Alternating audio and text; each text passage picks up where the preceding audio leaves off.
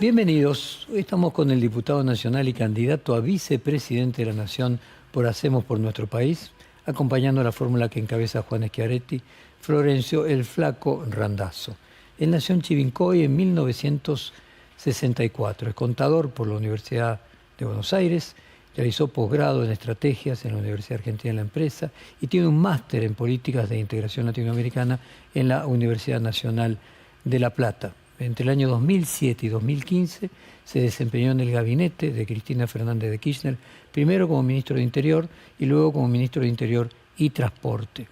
En 2015 fue inicialmente postulado como precandidato presidencial, pero luego en junio de ese año declinó esa candidatura y también a la gobernación de la provincia de Buenos Aires, luego de una reunión con la entonces presidenta de la Nación. En las elecciones legislativas de 2017 fue candidato a senador por el Frente Justicialista Cumplir, pero quedó en el cuarto puesto y no logró ingresar al Congreso. En las elecciones legislativas de 2021 se presentó como candidato a diputado nacional por la provincia de Buenos Aires, por su provincia, de la mano del Frente Vamos con Vos, donde resultó electo para el cargo que ocupa hasta el día de hoy. Se lo considera un fanático de la gestión. Fue el creador, por ejemplo, del DNI en formato de tarjeta, modernizó el sistema de pasaportes, puso en marcha la tarjeta SUBE, renovó el sistema ferroviario de AMBA. Los hitos de gestión son su caballito de batalla. Repite a donde va que si la política no sirve para mejorarle la vida a la gente, no sirve para nada, así de tajante. En nuestra última entrevista que le hicimos fue en 2021, dijimos que nos volveremos a encontrar en las siguientes elecciones y aquí estamos. Un punto que se viene marcando y que ya en la anterior elección de 2021 estaba, pero ahora se da con más importancia, es que 12 millones de argentinos o no fueron a votar o votaron en blanco. ¿Qué te genera, qué significa, si es un síntoma de algo, esto que los políticos llaman desafección? Sí, claramente es un síntoma de gran parte de la población que está, digamos, enemistada con la política. La política ha dejado de ser una herramienta de transformación para mejorarle la vida a la gente. Esto se ha ido acentuando en las últimas 2 décadas. Básicamente, la instalación de la grieta ha profundizado eso. La grieta terminó siendo un negocio, digamos, de 2 coaliciones, digamos, del Frente de Todos o Juntos por el Cambio, en la cual la supervivencia en el poder no pasaba por mejorar la vida a la gente, sino por tensar electoralmente de un lado y del otro, y eso sin lugar a dudas que ha llevado a alejar, digamos, a la dirigencia política, a gran parte de la dirigencia política, de los problemas que tiene la sociedad. Es decir, la dirigencia política gira en una órbita muy alejada de los problemas que preocupan a la sociedad, y eso sin lugar a dudas que ha traído una actitud, diríamos, en este caso de gran parte de la sociedad, que no encuentra, digamos, en la posibilidad de participar electoralmente un camino de solución a los problemas que tienen. A ver, Flaco, te entiendo bien. ¿La grieta se terminó comiendo a sus propios promotores? Totalmente, no hay duda. No hay duda. Yo vengo insistiendo de hace unos años que había que terminar con la grieta. Macri tuvo una gran oportunidad en el 2015. Y yo está claro que no comparto nada con Macri. Pero tuve una gran oportunidad de empezar a transitar otro camino. Un camino que creo que demanda la sociedad. Nosotros tenemos una dirigencia política que vive anclada en el pasado y no discute los problemas del presente y del futuro. Pareciera ser porque no tienen respuesta hacia eso. Y Macri, en vez de aprovechar, diríamos, superar la grieta, en búsqueda de dar respuesta a los problemas que ya tenía la Argentina vinculados a una tasa de inflación que ya superaba los 20 puntos, niveles de pobreza importantes, falta de un Estado, digamos, que diese mejor respuesta digamos, básicamente a los servicios públicos esenciales, profundizó la grieta en una pelea con la líder del otro espacio, que era Cristina Kirchner. Y eso le sirvió para ganar en el 2017. Yo recuerdo en el 2017 ser candidato a senador y ya decir que había que salir de la grieta, que la grieta agudizaba los problemas. Y Macri no aprovechó ese triunfo, que de alguna manera podía haber sido el fin de una etapa política y el inicio de otra, para, digamos, dar respuesta a la verdadera demanda que tenía la sociedad, sino que profundizó la grieta.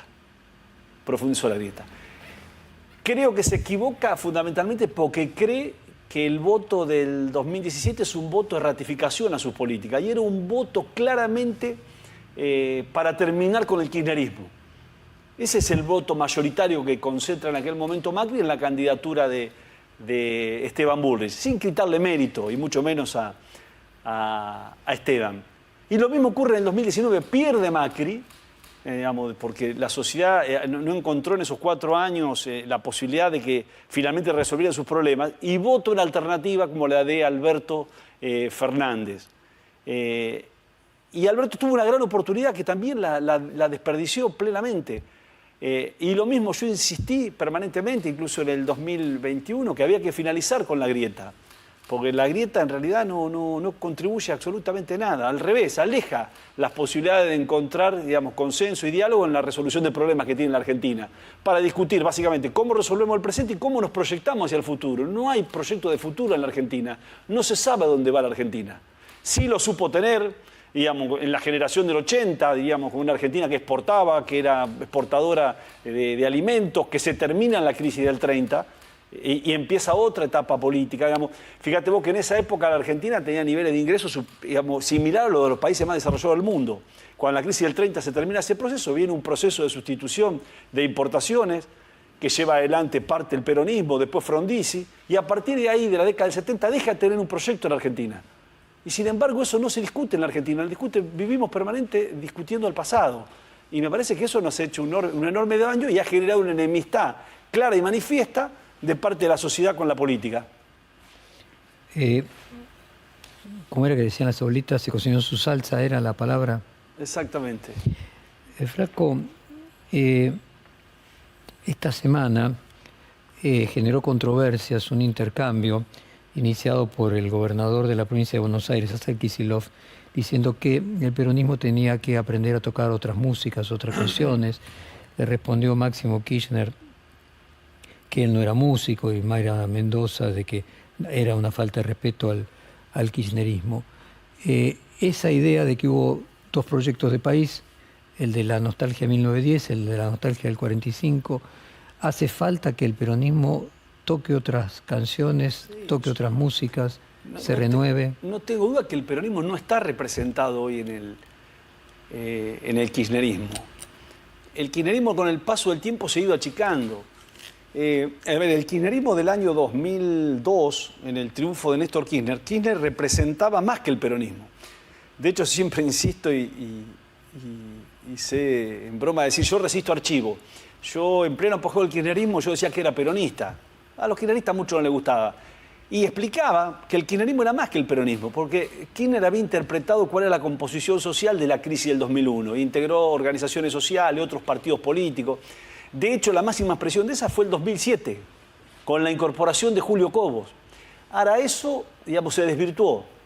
Yo creo que el inicio del proceso de destrucción de esa mirada frentista, de esa mirada abarcativa, digamos, que significaba también la posibilidad de llevar adelante un proceso de transformación importante en la Argentina y necesitaba mucho apoyo político, empieza ese proceso a desvirtuarse a partir del fallecimiento de Kirchner.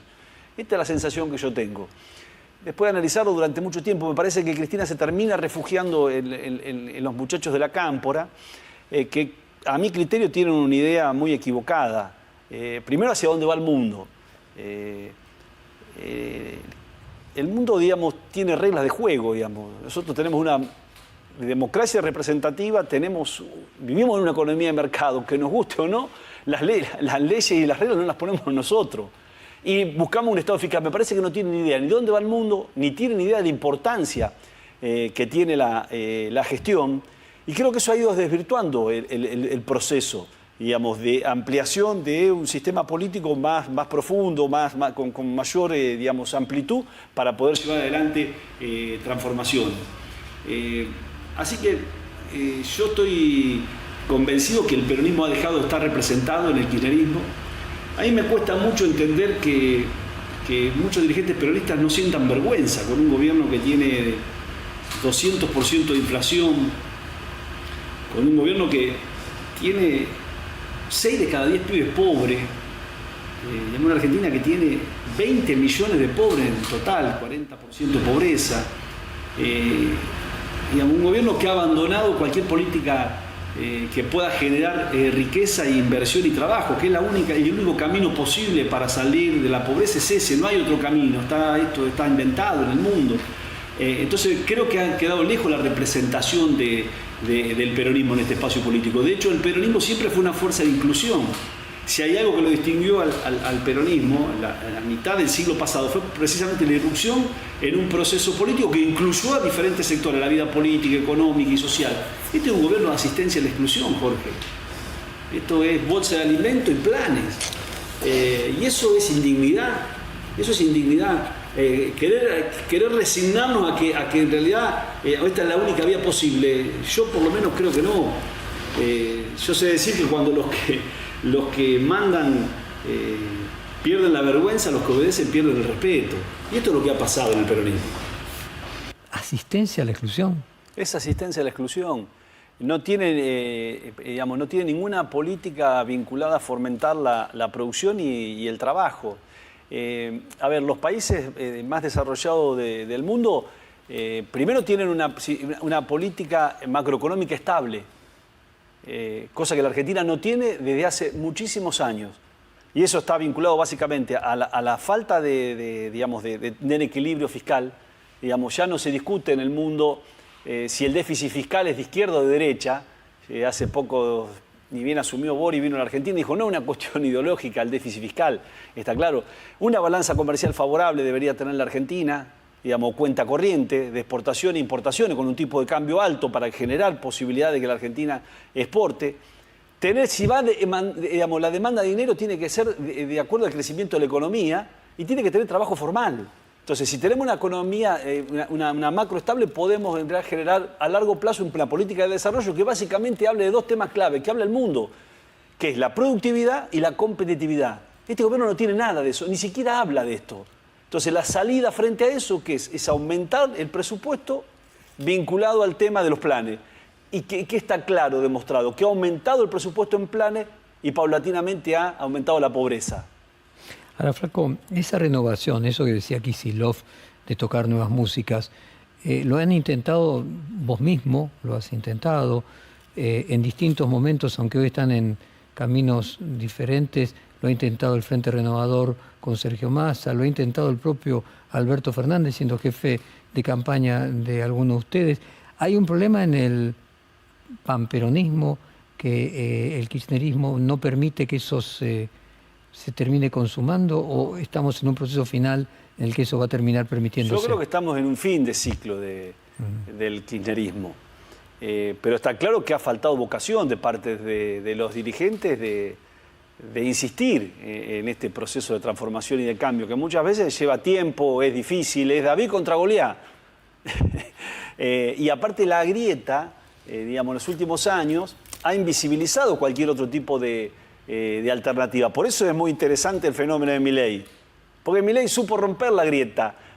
Tal vez porque en realidad dejaron que prospere, un Milei sin entender que había en Milei la posibilidad de un riesgo serio y concreto hacia la grieta. Porque Milei es una respuesta al fracaso estrepitoso de la política durante 40 años. Es decir, está claro que cuando uno analiza el proceso democrático argentino de estas 4 décadas, si bien hubo avances en las libertades, en los derechos humanos, en la interpretación de la diversidad de género, hubo trazos básicamente en la pobreza y en la economía. Entonces me parece que, y eso terminó no dándole respuesta a la sociedad en relación a la posibilidad básicamente de progreso, que eso también fue el peronismo. Y ahí aparece una figura como la de Milei. Y la política, la dirigencia política tradicional, le cuesta interpretar este fenómeno. No solamente le cuesta interpretarlo, sino quiere imponer el miedo. Y yo digo, no les va a resultar, porque la sociedad ya perdió el miedo, aún de caer en el vacío. ¿A propósito de qué? ¿De qué dato mata relato, Jorge? Hoy tenés inflación, tenés pobreza, tenés desocupación, tenés malos servicios públicos que presta el Estado. Vos fijate lo que ha pasado con la educación en la Argentina. Cuando uno mira la inversión en materia educativa, desde el año 83 al 2003 era 3.8 del producto. Del 2003 a la fecha, 5.8. Sin embargo, la calidad educativa cayó. ¿Sí? Entonces, la educación, por ejemplo, que era un lugar donde, yo digo, es la política distributiva más importante, nos ponían igualdad de oportunidades a todos, eso se perdió. Entonces, la Argentina siente, digamos, el hombre común siente que perdió la calidad educativa, que ha perdido calidad en la salud, que no tiene seguridad, que, digamos, porque la seguridad ha sido ganada por los delincuentes, la justicia no funciona. Entonces está claramente que hay un voto ahí que de bronca y también de otras expectativas, de decir, bueno, pruebo con esto a ver qué pasa. Ahora vos decías que la sociedad en estos 40 años ha fracasado en economía, que la pobreza, la inflación son algunos de sus síntomas, pero que ha mejorado en las cuestiones que tienen que ver con la civilidad, derechos humanos. Y tenemos que la vicepresidenta de Milei, Victoria Villarruel, plantea no solamente un acto de reconocimiento a las víctimas del terrorismo, que presentó reconocimiento desde ya, pero de negacionismo del terrorismo de Estado. Sí, yo tengo una posición absolutamente contraria a la de ella, ¿no? Pero también creo que la Argentina tiene que empezar a mirar hacia adelante. Jorge, hay países que han pasado por tragedias superiores a la nuestra y se han superado, han crecido, se han desarrollado, sin dejar de tener memoria, verdad y justicia, está claro, pero la Argentina tiene que discutir el futuro, me parece. ¿Cómo resolvemos los problemas del presente y cómo resolvemos... O sea, ahí ella cae en la grieta. Yo creo que sí, yo creo que eso no aporta demasiado. Me da la impresión a mí que discutimos cosas que están alejados por lo pronto del común de la sociedad. ¿Por qué el cordobesismo no se dejó colonizar por el kirchnerismo? Primero creo porque, a ver, sintieron que las políticas que llevaba adelante el kirchnerismo no representaba la estructura económica y social de Córdoba. Córdoba está en el núcleo productivo de la Argentina, donde el kirchnerismo no ha tenido política sobre eso. Tanto para Mendoza, para Córdoba, para Santa Fe, para Entre Ríos y para la provincia de Buenos Aires interior. El kirchnerismo no tiene una política productiva clara de defensa a aquellos que producen, que trabajan. Y me parece que eso ha hecho que el cordobesismo tome distancia de eso. Y por otra parte es interesante ver el proceso de Córdoba, que yo digo sería muy interesante que el conjunto de los argentinos estén informados. Y seguramente lo votarían Schiaretti el próximo 22 de octubre. ¿Cuál ha sido el éxito de eso? Primero, digamos, se respetan las instituciones, la división de poderes, hay diálogo con el resto de los actores, digamos, aún pensando muy diferente, porque creo que eso abona las nuevas ideas, se respetan los fallos de la justicia, se respeta la promoción de los jueces de acuerdo al mérito académico, sin poder modificar, digamos, eso a través de una ley del Parlamento. Tienen una idea de un Estado interesante. A mí me parece que ellos, sabe decir Schiaretti, que no es de él esta frase, es de un ministro inglés, que es tanto mercado como sea posible y tanto Estado como sea necesario. Alemán. Y ahí en realidad se fijan prioridades, que es otra cosa que le falta a la política. Digamos, el Estado, digamos, brinda los servicios esenciales en materia de educación, con una educación de vanguardia muy interesante. Tiene lo que se llama escuelas PROA, que son escuelas, digamos, de nivel secundario, que, digamos, enseñan, digamos, básicamente, su enseñanza está vinculada a los nuevos trabajos y a las nuevas tecnologías. La deserción de esa escuela secundaria es 5% en comparación con el resto de la deserción del sistema secundario nacional, que tiene 50% de deserción. Es decir, trabajan en educación, trabajan en salud, complementan el sector privado de la salud con el sector público. También esto es interesante porque en realidad se ha llevado adelante una política de salud equivocada donde han quebrado generalmente todos los efectores privados en los pueblos del interior y eso genera dificultades hacia A ver, ¿por qué? Yo puedo entender, por ejemplo, en la provincia de Buenos Aires pudo ser colonizado, a pesar de que el interior de la provincia de Buenos Aires se parece a Córdoba, porque el conurbano tiene la mayor cantidad de habitantes y es otra realidad, y finalmente es mayoritario en población y en votos en la provincia de Buenos Aires. Pero ¿y por qué no la provincia de Santa Fe, que podría tener, si vos querés, la misma lógica de Córdoba? Termino con lo de Córdoba. Digamos, me parece que hay interesante, hay básicamente, como te decía, la educación, la seguridad, la salud y la justicia. ¿Está claro? Y después tiene una idea, ellos han invertido en los últimos 4 años 8.100 millones de dólares. Pero lo han hecho con superávit fiscal, para entender que es uno de los grandes problemas que tiene la economía argentina. Está claro que se puede hacer con superávit fiscal y sin conflicto social. Porque acá la gran discusión es si podés estabilizar la economía sin conflicto social. Bueno, Córdoba lo llevó adelante. ¿Y qué hizo? Llevó adelante un plan de obra pública que se complementa con el sector privado. ¿Qué implicó esto? Casi 400 kilómetros de autopista, 3.100 kilómetros de gasoducto, conectividad en todos los municipios, y eso ha generado una potencia importante en relación al desarrollo de la industria y al trabajo. Entonces, el modelo Córdoba es un modelo sumamente interesante. Santa Fe no ha hecho lo mismo. Santa Fe, a mi criterio, lo digo con mucho respeto, Perotti no se animó. Perotti debería haberse animado a emanciparse del kirchnerismo. ¿Por qué? Porque las políticas del kirchnerismo eran absolutamente refractarias al modelo productivo de Santa Fe. Llámese la privatización, la estatización, de Vicentín, las limitaciones a la exportación de carne, el cambio de corte para los biocombustibles, del 12 al 5%, perjudicando a un sector que en realidad produce la materia prima para el biocombustible y produce biocombustible. En fin, una serie de cuestiones que naturalmente lo han llevado a la catástrofe que ha vivido el domingo, en la cual el peronismo tuvo la peor derrota histórica de los últimos años. Otra hipótesis podría ser de que en Santa Fe está el socialismo, y el socialismo de alguna manera representa una socialdemocracia similar al peronismo cordobés. Sí, no, creo que no se animó. De hecho, Schiaretti ha tenido mucho diálogo con... incluso antes de Perotti, cuando uno ve el fenómeno cordobés son 25 años, ¿no? Sí, me da la impresión de que... O sea, ningún peronista en Santa Fe logró lo que logró el tándem de la Sota-Schiaretti, ¿no? Sí, me parece que también faltó decisión política, Jorge. Estamos frente a una dirigencia política demasiado temerosa, demasiado oportunista, demasiado timorato, ¿entendés? En la Argentina. Si no hay cosas que no se hubieran permitido acá. Ahora, Flaco, claramente Córdoba debe ser el lugar, la provincia más antikirchnerista, y uno de los problemas que tiene para hacer pie Sergio Massa, que tuvo una alianza en su momento con De la Sota, es que ahora es percibido como parte del kirchnerismo. Vos que fuiste 8 años ministro de Cristina y no se te considera de esa manera, ¿por qué? No, yo siempre, primero tuve diálogo con todos los gobernadores, inclusive con De la Sota, con Schiaretti, vinculados a la gestión.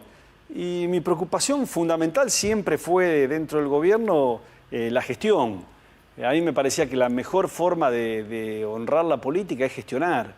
La política sirve para solucionar los problemas de la gente, si no, no sirve, Jorge. Entonces yo me llevé un gran capital. Yo puedo contar lo que hice y hay un gran reconocimiento de eso. Tanto el documento como el pasaporte, como la SUBE, como los trenes, como la agencia vial. Y de eso se trata la política. Ni más ni menos que de eso, y en eso hay un gran reconocimiento, más allá de que seguramente hay un interrogante en relación si la gente vota o no por esas cosas. En principio pareciera que no, que tiene más motivaciones emocionales y no tan racionales a la hora de votar. Pero yo he mantenido una conducta. Yo soy de los hombres que creo que la Argentina y la política han perdido los valores, el valor de la palabra, el valor de la solidaridad, la empatía, la pertenencia a un espacio. Yo me fui en el 2015 distanciado por las decisiones de Cristina, entendiendo que ya en el 2011 habíamos perdido una gran oportunidad. Cuando Cristina gana con el 54%, debería haber llevado adelante lo que había prometido, que era la sintonía fina.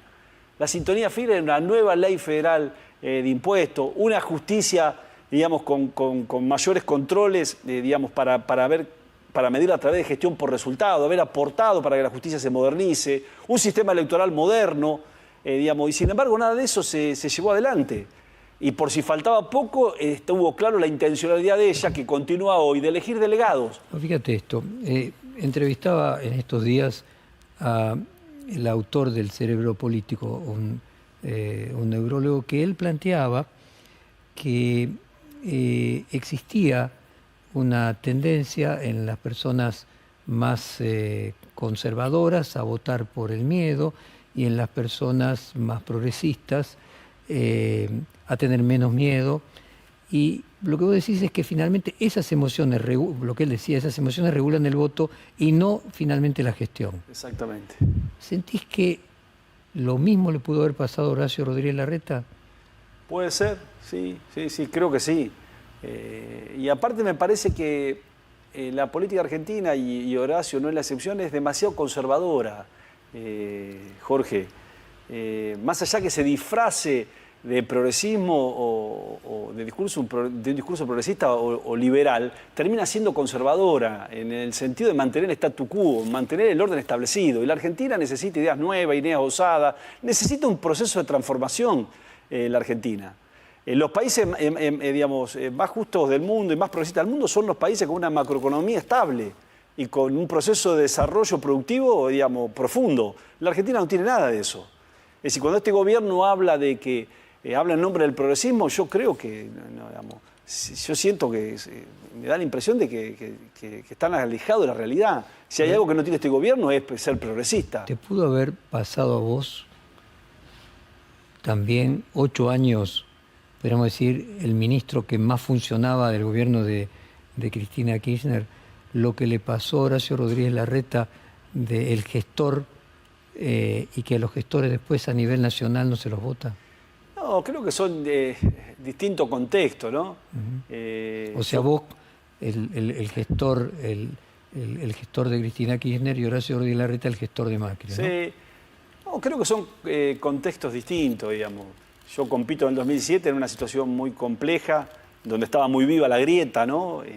Y participa Cristina contra el candidato de Mauricio Macri, que era Bullrich en aquel momento, como candidato a senador, sabiendo que no tenía ninguna posibilidad. Porque la política no se trata del oportunismo, de saber cómo me va coyunturalmente en determinado momento. Yo creo en la construcción de un camino, tal vez a mediano y largo plazo, que seguramente va a dar su fruto, cosa que la política no sostiene. No apuesta al mediano y largo plazo. Y lo hice también en el 2021, sacando 500.000 de votos solo en la provincia de Buenos Aires, frente a una grieta que todavía se mantenía viva, que era la disputa en aquel momento entre Diego Santilli como candidato de Juntos por el Cambio y de Tolosa Paz. Creo que el contexto era diferente y bueno, y no sé si es lo mismo que Horacio. No hay duda que en la paso de Cambiemos se ha dado, digamos, la voluntad de quienes participan de ese espacio fue votar a alguien, digamos, como Patricia, tal vez con más carácter, o por lo menos con otra personalidad, con la idea de que la Argentina necesita otro perfil de liderazgo. Vos marcabas el tema de la gestión que no pareciera no dar votos. Sí parece dar votos a nivel local, o sea, yo me refería al doctor Luis Ignacio Brusco, el autor de El cerebro político, que él planteaba, la tesis de él por lo menos, es que vos verás que es más fácil que reelija un intendente, un poco más difícil, pero siempre más fácil que un presidente que reelija un gobernador. Exacto. Y mucho más difícil es que reelija un presidente, porque la tesis de él es que la proximidad geográfica elimina la influencia que producen las redes sociales. Totalmente. Y la influencia que producen los medios nacionales. Que un intendente tiene otros elementos de comunicación y no está tan atravesado por los algoritmos de las redes sociales, que un gobernador un poco menos. Ahora, cuando ya llegas a presidente, el territorio es tan grande que no pones forma de comunicarte. Entonces dependes de las redes sociales. Comparto plenamente. Digamos, la cercanía hace que muchas veces la sociedad... La gestión sea valorada. Exactamente, sea valorada, que generalmente se da y en los municipios chicos con mayor profundidad. Después pasa lo mismo en las provincias y más depende del tamaño de la provincia, exacto, y se aleja a nivel nacional. Así es. Y el ejemplo más claro lo tenés en Córdoba. Fíjate que en Córdoba, digamos, el éxito de la gestión hizo que se pueda elegir un candidato, un gobernador del mismo color político y del espacio que conforma Juan Schiaretti, que es Martín Yarlora. Se elige un intendente del mismo espacio político en un municipio que históricamente su ADN es radical, como es Pacerini, y a nivel nacional termina ganándole por pocos puntos, pero le termina ganando. Milei los termina ganando a los otros, frente a Juan Schiaretti, que es el jefe del espacio y es el hombre con mayor imagen positiva en Córdoba. Sin embargo, el proceso de la ola es tan fuerte que en realidad muchas veces eso no se puede evitar. Pero es histórico, siempre ha sido así. ¿No crees que más ahora, que es un fenómeno más creciente últimamente a partir de la importancia creciente de las redes sociales? ¿Massa? Lo que es más ahora, es aún más ese fenómeno. Ah, sí, claro. Que Hay es una impresión creciente. de que es interesante el tema de lo que ha ocurrido en las redes sociales. De hecho, en el año 2015, la inversión, digamos, en redes sociales por parte de los partidos políticos en campaña era de 3 puntos. Hoy es de casi el 60% de la inversión en redes sociales. Y eso ha democratizado la información, claramente.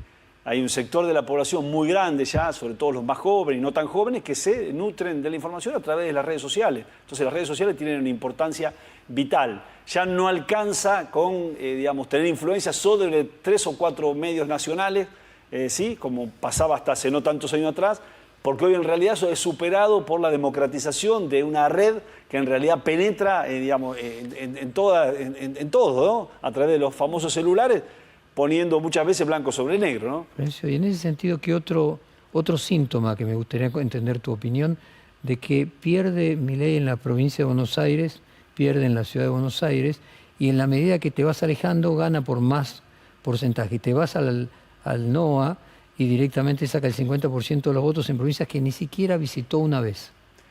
Sí, a mí creo que, a ver, en Capital era muy interesante la interna la de paso Juntos. de Juntos por el Cambio. Creo que la paso entre Jorge Macri y Martín Lustó concitó demasiada atención, en la cual ese voto, que tal vez puede ser un perfil de Milei, digamos, fue a definir la paso de Juntos por el Cambio. Por eso no hay que descartar que por ahí haga una mejor elección ahora.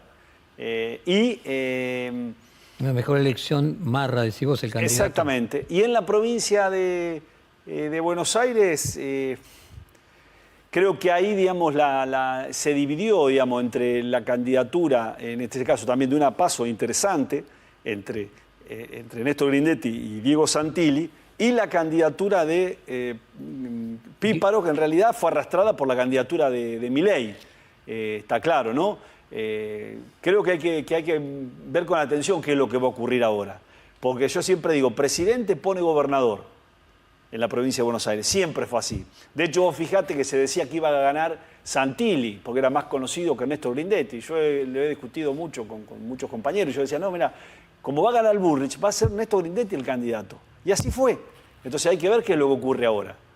Creo que en realidad la división por ahí de la candidatura de Néstor Grindetti con la de Píparo puede hacer que por algunos puntos pueda terminar ganando Kicillof. Cuando gana De la Rúa, en la provincia de Buenos Aires, no gana el mismo partido que gana a nivel nacional. Es el único caso, pero es interesante. ¿Por qué? Porque en realidad gana Rucauf. ¿Pero por qué gana Rucauf? Porque Rucauf se le permitió en aquel momento sumar en 2 boletas, la boleta de Domingo Cavallo y la boleta de Eduardo Duhalde. Si no, si no hubiera sido gobernadora Graciela Fernández Mejide. Entonces, lo que vos imaginás respecto de la provincia de Buenos Aires, ¿qué es? Es que a lo mejor gane Kicillof porque Píparo crece lo suficiente como para reducir los votos de Juntos por el Cambio. Exactamente, puede ocurrir eso. ¿Y cómo te imaginas una sociedad que el presidente sea Milei y el gobernador sea Axel Kicillof? Tiene que ser normal eso, debería ser normal y maduro eso. De hecho, hay gobernadores de distintos colores políticos del gobierno, de Corrientes, Jujuy, digamos, y sin embargo conviven con el gobierno Pero nacional. la provincia de Buenos Aires tiene una envergadura distinta. Sí, por algo vos no quisiste ser gobernador. Sí, por eso no. Seguramente que será un gran desafío para la institucionalidad argentina. Pero bueno, son las reglas de juego esas. ¿Crees que el discurso, vuelvo al comienzo de la entrevista, el discurso de Kicillof, hablando de que eran necesarias otras músicas para el peronismo, de alguna manera estaba vislumbrando eso de que si él es gobernador reelecto y el peronismo no ocupa la Casa Rosada, va a necesitar de alguna manera independizarse del kirchnerismo?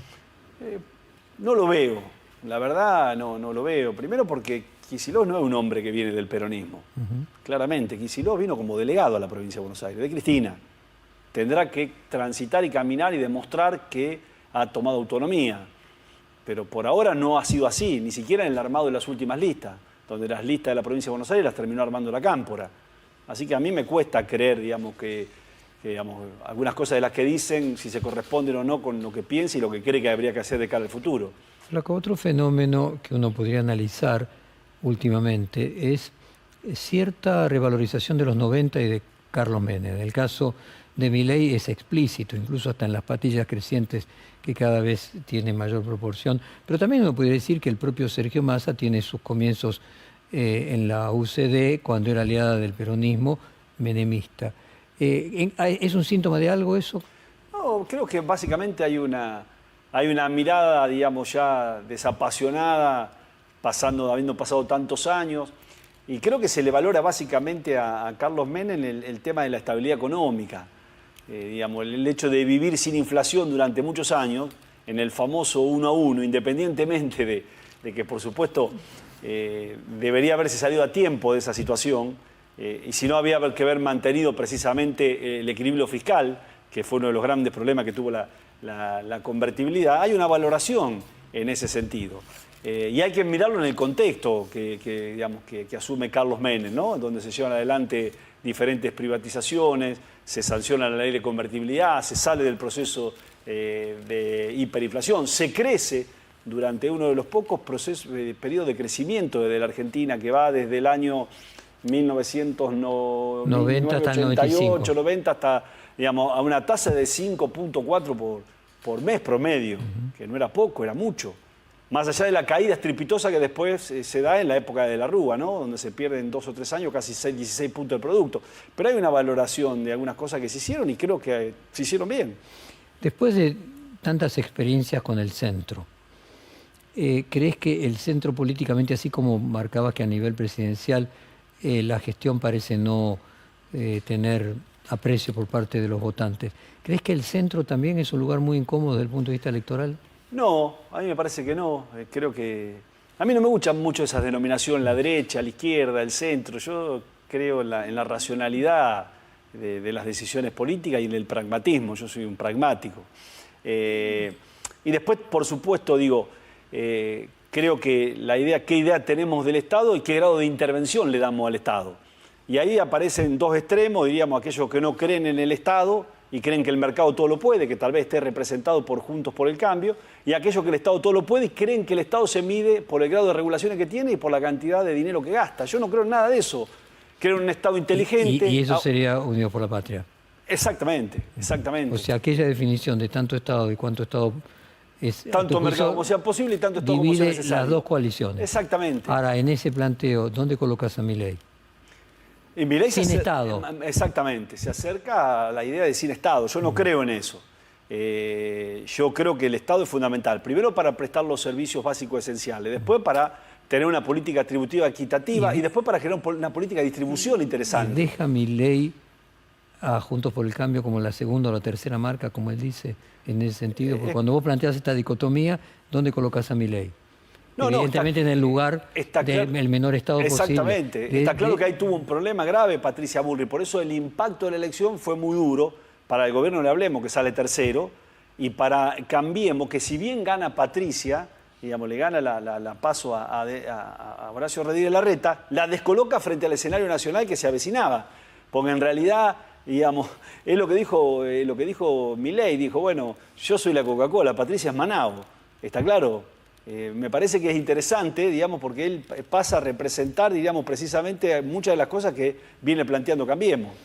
Ayúdame ahora, y fundamentalmente ayudar a la audiencia, a comprender ese lugar entre, que me parece correcta la definición de la socialdemocracia alemana, de cuánto Estado y cuánto mercado. 3 personas que a lo largo de los últimos 15 años se acercan, se alejan, se acercan, se alejan, que sos vos, Sergio Massa y Alberto Fernández. Alberto Fernández fue jefe de campaña tuyo, fue jefe de campaña de Sergio Massa. Sergio Massa compitió con vos, estuvo cerca tuyo. Estuvieron a punto de hacer una sociedad incluso con Schiaretti en el 2018. De hecho, Alberto Fernández varias veces te ofreció ser ministro, te ofreció acercarte a él en el 2019, después en 2022. ¿Cómo se explica esas personas que creo que la sociedad ve en el medio de estos dos extremos? Pero Massa, y lo digo con respeto, ¿no? Porque yo digo Massa y Alberto, digamos, yo digo, Perón decía que hay que hablar mucho de las ideas, poca de las cosas y nada de las personas. Son muy flojos de convicciones. Si tienen una virtud, se puede llamar virtud el oportunismo. Yo no soy así. A ver si lo puedo explicar de esta otra manera. vos estás siempre en el centro y ellos se componen Yo estoy de ir a un lado y al otro. Yo Entonces estoy en es el un lugar que promedio. estuve siempre y aún frente a ofrecimientos muy importantes mantuve mi conducta, porque no creo que la política sea un lugar por una carrera por los cargos, ¿no? Yo soy un hombre de convicciones, digamos, que defiendo lo que pienso y lo que creo. Pero la cosa sería, una cosa es el medio y otra cosa es un promedio entre dos extremos. Sería así. Sí, Un lugar que está en el medio y otro que un día está en un extremo, el otro día está en el otro, exagerando los extremos, y que entonces en promedio da el medio. Ese famoso tema que las estadísticas dicen que una persona come un pollo por día y hay uno que come 2 y otro que come 0. Yo apuesto básicamente a un país normal, Jorge. Un país normal es un país donde el que roba va preso, el que no estudia repite, el que no trabaja no cobra. Acá se perdieron algunas cosas esenciales en la Argentina, ¿entendés lo que digo? En una democracia representativa, en una economía de mercado y en un Estado eficaz. Eso necesita la Argentina. Si eso es del centro, bienvenido al centro. Y la diferencia que tenemos nosotros con Schiaretti y con el resto de los candidatos es que nosotros lo hemos hecho. Schiaretti lo hizo en la provincia y yo lo hice en aquellos lugares que tuve responsabilidad de gestión. Entonces, a mí me diferencia, vuelvo a repetirte, de Massa y de Alberto, digamos, el oportunismo. Digamos, yo no soy un oportunista. Seguramente les ha ido mejor a ellos, tal vez en la visión de ellos, no en la mía. ¿Entendés? Pero yo creo en las ideas, sostengo las ideas y creo que tarde o temprano algún día la Argentina va a tomar un rumbo más racional. Porque ¿sabés cuál es la realidad de esto? La única verdadera realidad, y la realidad es que el resultado ha sido muy malo, el abandono de valores de parte de la política, la pérdida del valor de la palabra, la pérdida del compromiso, ha destruido a la política, y esa política ha destruido a la Argentina. Flacón, Massa habló de un nuevo pacto federal, hay toda una controversia respecto de que las provincias van a recibir menos coparticipación por la reducción del impuesto a la carta categoría de ganancias, por la reducción del IVA a los alimentos. Vos con tu experiencia de ministro de Interior, ¿cómo imaginás que tendría que ser la solución a futuro del problema de la coparticipación y los impuestos?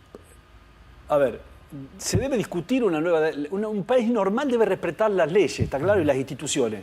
La reforma del 94 da un plazo de 2 años para discutir una nueva ley de copa.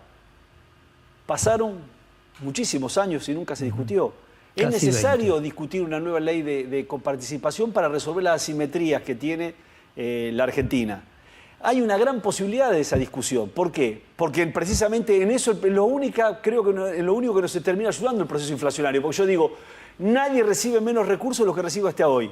Ahora, los que vengan adicionales, producto del proceso inflacionario en la Argentina, en realidad lo vamos a distribuir de acuerdo a estos parámetros. También al nivel de desarrollo, necesidades básicas y satisfechas, logística y para el sistema productivo. Me parece que hay una gran posibilidad y de esa manera, digamos, lo que vos estás dando es independencia política a los gobernadores, a los intendentes, cosa que hoy no ocurre, digamos. Gran parte del condicionamiento que se ha llevado en los últimos años por la concentración de recursos ha hecho que la política pierda autonomía, porque si no hay autonomía económica, no hay autonomía política. Está claro a quienes tienen responsabilidad de gobernar. Más allá que yo no lo justifico en algunas actitudes que han tenido, pero está claro que los gobernadores son empleados del Poder Central. La Argentina, en los hechos, es un país unitario. Ha habido una enorme concentración de recursos del gobierno nacional para condicionar la política del resto de las jurisdicciones. Te voy a dejar planteada una pregunta que ya va a temas concretos electorales para que me lo respondas después del corte. Más allá de tu voluntad, un escenario posible es que hacemos por nuestro país no ingrese al balotaje y si haya un balotaje entre cualquiera de las otras 3 fuerzas, en ese caso, ¿qué harías? Pero me lo respondes de acá a unos minutos que vamos a un corte y ya volvemos. Okay.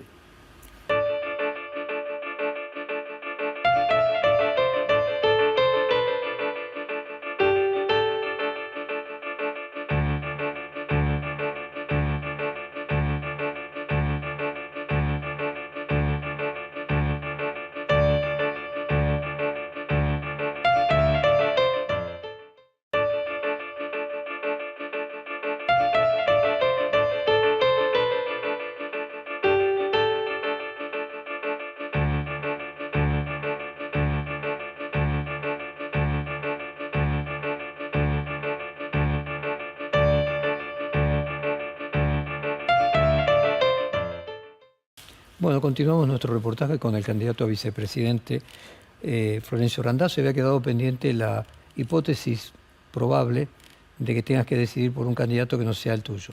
No, a ver, nosotros vamos con las mayores expectativas de acá al 22 de octubre.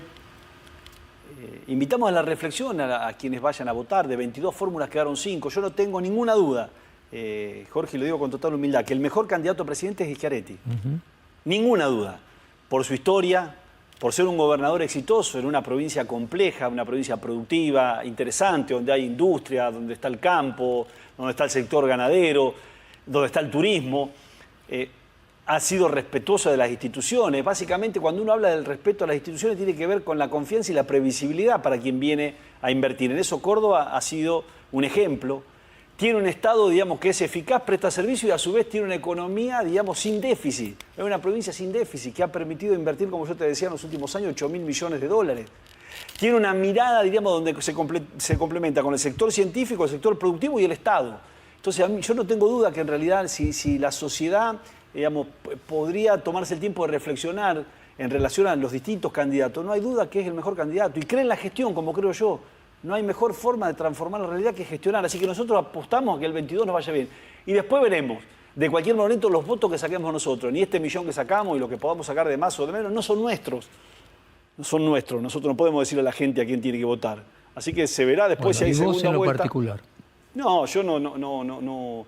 Hoy no tengo una posición tomada. O sea, no hay un candidato que no votaría de ninguna circunstancia. No, creo que no. Yo está claro que nosotros, digamos, no nos sentimos identificados con ninguno de los candidatos. Pero no ves a ninguno como el mal. No. Yo soy respetuoso, aparte finalmente del ciudadano cuando concurre a las urnas. Cuando nos acompaña y cuando no nos acompaña. Así que hay que ser respetuoso de eso. O sea, ¿te imaginas como viable un gobierno presidido por Javier Milei? Puede ser, ¿por qué no? A ver, ayúdame a entenderlo, con un puñado de diputados, un puñado Mirá, más Jorge, pequeño para de ser senadores. mejor que este gobierno no necesitas mucho. No necesitas demasiado, necesitas sentido común. ¿Está claro? Acá quieren imponer el miedo y eso es irritante. ¿Sabés por qué es irritante? Porque es la justificación de la política, del fracaso de la política. ¿Está claro? Que no quieran imponer el miedo, que se pregunten por qué la gente votó a Milei, por el fracaso de la dirigencia tradicional política que ha llevado al fracaso de la Argentina. La Argentina es un país que está todo por hacerse, que tiene miles de oportunidades, que no hay nada que inventar, ¿sabés qué hay que hacer? Hay que copiar en Argentina. Nada de eso se ha hecho. Se han agudizado todos los problemas. ¿Te parece? El caso más emblemático es el ministro de Economía candidato a presidente, Jorge. 200% de inflación, el responsable de el último año de 2 millones nuevos de pobres. La inflación más importante en los últimos 32 años. ¿De qué estamos hablando? Y la idea esta de que no se pueden resolver las cosas es falsa, que es una cosa que a mí me apasiona y tal vez hasta me violenta de decir, che, no nos resignemos, es posible que la Argentina pueda resolver la inflación, es posible que la Argentina tenga una política productiva, es posible que la Argentina se desarrolle, es posible que la Argentina vuelva a reconstruir el Estado para brindar servicios de calidad. ¿Cómo no va a ser posible eso? Muy bien, y si es posible, y vos decías que para eso no hace falta mucho más que sentido común. ¿Crees que Milei tiene sentido común? No, vuelvo a repetirte, yo no soy quien para hablar de Milei. Digo, finalmente Milei concitó la voluntad de 7 millones de argentinos. Entonces hay que preguntarse qué fue lo que hizo la política para que ocurra ese fenómeno. ¿Está claro? Esto es la pregunta que debe hacerse la política, independientemente de Milei, ¿entendés? Independientemente de Milei. Tal vez sería, si Milei es tan malo, debería preguntarse la política qué fue lo que pasó que ganó algo tan malo. ¿Entendés lo que digo? Porque si no, ¿entendés? Siempre miramos, no nos hacemos cargo de nada. ¿Entendés? Entonces, si te parece bien, para seguir tu procedimiento, primero tendríamos que ponernos de acuerdo si es malo. Entonces después te pregunto qué hizo la política para que algo malo... Entonces te pregunto, ¿crees que es viable, que tiene sentido común el candidato Milei para gobernar? Y si así fuera, entonces ¿puedo pasar a la segunda pregunta? No lo sé yo, no lo sé porque lo conozco muy poco a Milei. Está claro que Milei hoy... ¿Y cómo hace un votante? Porque no tendría que estar viviendo con Milei. O sea, vos votás porque conocés a los candidatos. Yo lo conozco muy poco, creo. La mayoría de la gente que vota lo conoce igual que vos. Milei primero no dice cosas digamos, que son tan irracionales, independientemente que uno puede tener la opinión o no, la misma visión que tiene Milei. Y después, naturalmente, es el reflejo del fracaso de la política tradicional, que salió en la grieta por el lado de Milei. Terminó votando un emergente. Entonces, la idea de sostener el miedo sobre eso, a mí me parece un disparate. Absolutamente un disparate. Dejemos que la gente... O sea, preferís que gane Milei. No, prefiero que la gente vote libremente. Si no gana vos con prefiero el gringo, que la gente vote Milei. libremente, sin miedo, sin ningún tipo de miedo. Porque no me parece que eso sea bueno para la Argentina. Está claro que acá Patricia Bullrich fue parte de un gobierno que fracasó y Massa es la cara visible del fracaso kirchnerista. Claramente. Por eso nosotros apostamos que la gente apueste, ya que apostó a salir de la grieta, no lo haga con Milei, sino lo haga con Schiaretti, que me parece que es mucho más razonable. ¿Crees que, ya me dijiste que creías que había una decadencia del kirchnerismo, ¿crees que esa misma decadencia le toca a Macri y a Juntos por el Cambio? Sí, no tengo ninguna duda. Que viene, viene una nueva configuración política en la Argentina, me parece a mí. Y sobre todo si el triunfador llegaría a ser Milei, está claro, donde me parece que va a haber nuevas coaliciones y puede haber ahí la idea de la construcción de un espacio del centro más racional saliendo de los dos extremos, del extremo, digamos, del kirchnerismo y del extremo que tal vez exprese Milei. Y ahí hay una gran oportunidad de tipos más racionales, de tipos que tenemos una visión común en relación a lo que habría que hacer en la Argentina. O sea que habría que pasar por una irracionalidad para tener más racionalidad. Puede ser o no, no sé, puede ser, es una alternativa, a lo mejor no. A lo mejor no. Yo no tengo, digamos, prejuicios. Entonces, ver, tengo juicio, pero no. Queda claro que si gana Milei, el escenario que vos planteás es que probablemente se reconfigure el sistema político con la aparición de un sector que represente algo diferente a él, que sería la moderación y el centro. Si gana Sergio Massa, Juntos por el Cambio se extingue, se divide. No. Yo primero creo que el gobierno no tiene ninguna oportunidad. De ganar. Ninguna posibilidad de ganar. Ninguna. Votar al gobierno significaría ratificar el rumbo de este gobierno. Y o sea, la peor elección sería que gane Sergio Massa. No sé si la peor. Digo que yo no creo que tenga ninguna posibilidad de ganar el gobierno. Parece que muchas veces entre los pensamientos y los deseos hay alguna relación. No, que puede ser. Yo creo que en realidad, digamos, el fracaso, digamos, del gobierno claramente indica que no creo que pueda concitar, digamos, la mayor cantidad de votos para poder tener un triunfo electoral. Si ganara Bullrich, ¿qué crees que pasa con la coalición gobernante que tiene distintos componentes? ¿Crees que el peronismo daría por superado la etapa del kirchnerismo, que se dividiría? Yo creo que sí, yo creo que la etapa del kirchnerismo está terminada. A mí me parece que viene una etapa diferente, donde debemos reconstruir el peronismo a partir de la reconstrucción de líderes que han surgido en las distintas provincias. O sea que en cualquiera de los dos casos, que gane Milei o que gane Bullrich, vos ves por lo menos al panperonismo reconstruyéndose, renovándose hacia el centro, hacia algo más parecido al peronismo cordobés. Teniendo una visión de lo que está ocurriendo en el mundo, de lo que debería hacer con la economía, qué deberíamos hacer con el Estado, digamos, cómo podemos poner, digamos, la Argentina en un proceso virtuoso de crecimiento, qué es lo que han perdido. El otro día leí hay un informe del Banco Mundial. Los países que tienen inflación superior al 20% no crecen. La Argentina del año 2011, que tiene inflación superior al 20%, no ha crecido un solo punto. Un solo punto. Entonces me parece que tenemos asignaturas pendientes a resolver y que se pueden ser resueltas sin demasiado problema. Copiando, Jorge, a ver si entendés, los países de la región tienen la inflación menos inflación anual que la Argentina tiene mensual. Chile, no lo entiendo bien. Chile, la Bolivia de Evo Morales, Brasil, Colombia. Es un disparate lo que han hecho en la Argentina. Lo que se está haciendo en la Argentina es un verdadero disparate. ¿Entendés? No hay ninguna política de desarrollo, no hay la idea de un Estado moderno, inteligente. ¿Vos no crees que cualquiera que asuma va a considerar la inflación el principal problema económico? Yo creo que sí, que es fundamental. Inclusive si fuera Sergio Massa. El fundamental. No, Massa no, porque Massa es responsable de esto, Jorge. A ver, yo dije hace poco, nos toman de boludo. Si es Massa el que piensa así, que lo hagan ahora. En realidad están agudizando la inflación, el proceso inflacionario se va a ir agudizando. La Argentina termina con una inflación de 200% este año. ¿Escuchaste bien? 200% de inflación. Una locura. Bueno, Menem también tuvo 200% de Es una inflación hasta que le Pero encontró bueno, la está vuelta. bien, pero esto es una locura No todos los fue días. inmediatamente el plan de convertibilidad. Pero todos los días se toman decisiones que son equivocadas. Sí, lo mismo le pasaba a Menem, tomaba todos los días decisiones equivocadas y después un día empezó a tomar sí, bueno, medidas pero es totalmente ciertas. diferente. ¿Sabés qué me queda, Flaco? Aquello de que no hay astilla que la del propio palo, o sea que te molesta más el peronismo actual que los libertarios. Que yo no tengo nada que ver con los libertarios. Por eso mismo, pero tanto la molestia con el peronismo Pero por supuesto, actual, porque en realidad estos tipos dicen representarme a mí Claro. no me representan. ¿Entendés? Yo siempre lo decía cuando me hablaban de Macri. ¿Sabés qué? Macri no me representa a mí. ahí está el fenómeno de Milei, que hasta personas como vos, absolutamente peronistas, tanta bronca con la representación peronista actual que prefieren a Milei antes que la representación pero no peronista es la que actual. prefieren a Milei, es que en A realidad, Milei o alguien a mí que me diga, avergüenza este gobierno, que este gobierno abre en nombre del peronismo. ¿Qué es lo que defiende? ¿Qué es lo que defiende un gobierno con 20 millones de pobres, con 200% de inflación, con una canasta básica que no alcanza, que han creado una nueva categoría de pobres, que es aquel que trabaja y no llega a tener la canasta básica? ¿Entendés de qué hablan? Y esto hablan en nombre del peronismo, por eso siento indignación con esto. No así con Milei o con Cambiemos, porque no tengo nada que ver con ellos yo. No me representan a mí ni hablan en nombre mío. Ahí está. Hay un ensayo fantástico de Freud del narcisismo, las pequeñas diferencias, que decía que los parecidos se odian más que los distantes.